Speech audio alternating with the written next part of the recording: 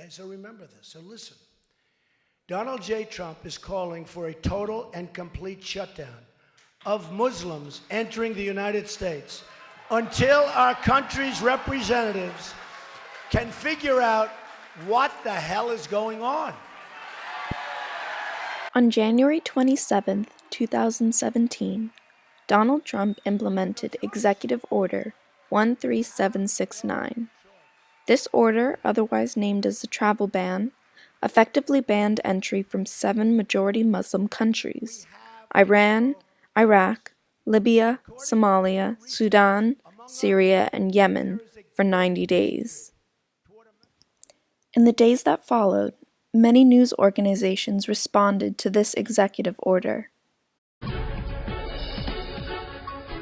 President Trump's executive order on immigration has dominated the news cycle, and it may have something to do with charged headlines like these. Slate magazine wrote, quote, "Of course it's a Muslim ban." Rolling Stone said Donald Trump's Muslim ban makes us less American. And Vox wrote this, quote, "Trump's Muslim ban is a huge gift to ISIS." In this video, I hope to teach different tactics on determining the truth behind Trump's statement when no definitive sources are provided, to determine if there's a spread of malinformation and disinformation about Muslims pertaining to the travel ban. To begin, in Trump's original statement, he uses a Pew Research report to justify the ban. According to Pew Research, among others, there is a great hatred toward Americans by large segments of the Muslim population. Let's fact check that. Doing a quick Google search, we can find their website. On their About page, Pew Research Center is a nonpartisan fact tank that informs the public about the issues, attitudes, and trends shaping the world. They conduct public opinion polling, demographic research, content analysis, and other data-driven social science research. They do not take policy positions. Let's go one step further and do some lateral reading to determine the credibility of Pew Research. We can use the -cite function on Google to see what other websites are saying about Pew Research. You can do this by typing in pewresearch.org, then -cite, pewresearch.org again. This excludes their website from your search. Second, using a website like Media Bias Fact Check, we can determine if this site has a bias.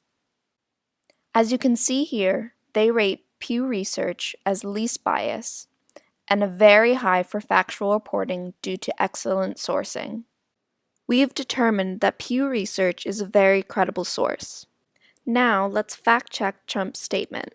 According to Pew Research, among others, there is a great hatred toward Americans by large segments of the Muslim population.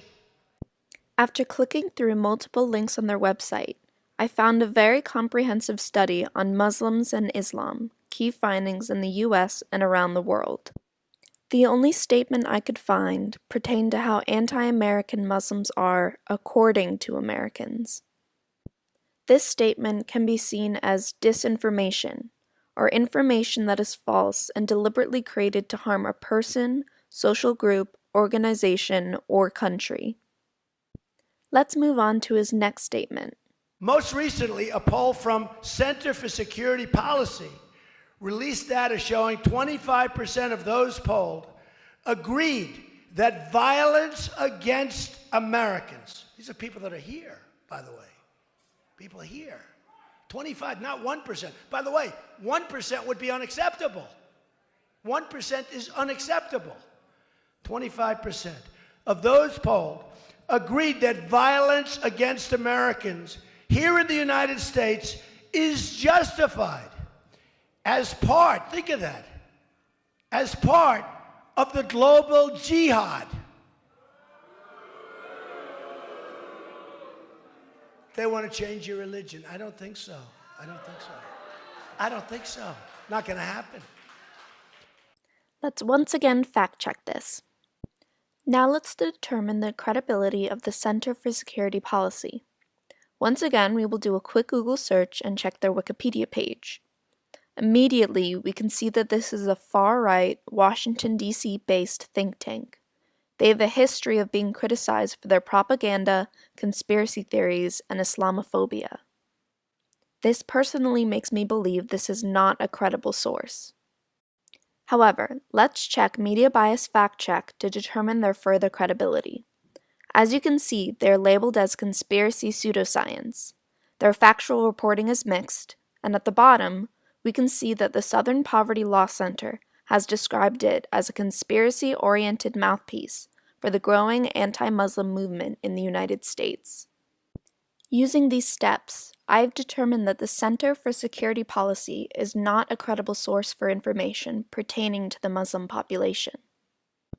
In both of these statements, Trump is the agent in charge of this information chain. He creates, produces, and distributes this information to create support and fear in his audience. This audience is widely considered the American people, but primarily consists of Trump supporters who believe what he is saying without fact-checking the information themselves. While the travel ban was determined constitutional by the U.S. Supreme Court, Trump's original statement revealing the executive order contained false disinformation intended to create harm for the Muslim population. Using skills outlined in this video, you too can determine the credibility of not only statements from our president, but of any news source as well. By doing lateral reading and checking the credibility of sources, you can use websites like Media Bias Fact Check and tools such as Google's MinusSite, which allow for a greater understanding of what is real and what is fake in our news. Happy hunting!